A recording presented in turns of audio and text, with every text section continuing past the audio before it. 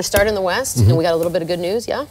Yeah, Portland, they've been without C.J. McCollum since mid-March, left knee injury. There's optimism he could return as soon as Sunday against Denver.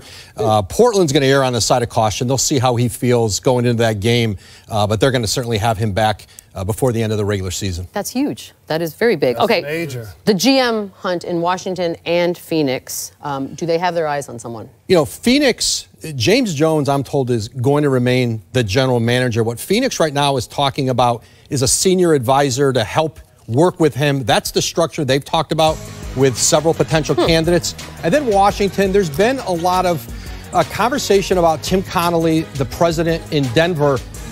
He has natural, you know, it's a natural because he started his career with the Wizards in their front office. He's from that area. His wife is from Washington, D.C. Oh, wow. But he just committed to a new deal in Denver.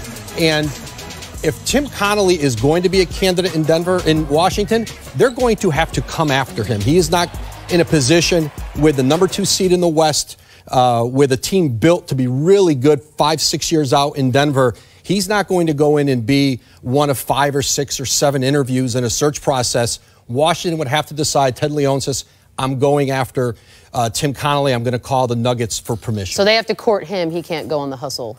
Yeah, that's fair. Absolutely. Okay, that's fair. And then obviously we're here in Los Angeles. Downstairs, Luke Walton has had a ton of scrutiny on him all season. What's the latest? I mean, every indication is the Lakers will make a coaching change. I think what could, really the only thing at this point that could save Luke Walton is Jeannie Buss intervening with Magic Johnson. But if this is going to be Magic Johnson's decision, this is likely the last week of Luke's tenure with the Lakers. There's no surprise there. Once Luke got hired and then they brought in Magic, and then you bring in LeBron, ultimately if it's championship or bust goals with LeBron going into his 17th season, they're probably going to want somebody that they handpick. Yeah, once Magic takes over, it happens in every organization. It happened with me in Boston when Danny Ainge came. He brought in Doc.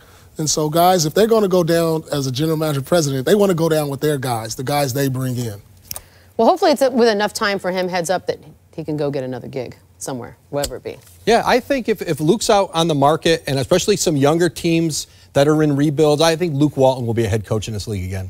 Woj, excited. Playoffs are almost here, buddy. Thanks, Woj. Yay! Thanks, we got to check in, obviously, on tonight's Rising Star. It's brought to you by Mountain Dew Ice, and it's Jason Tatum.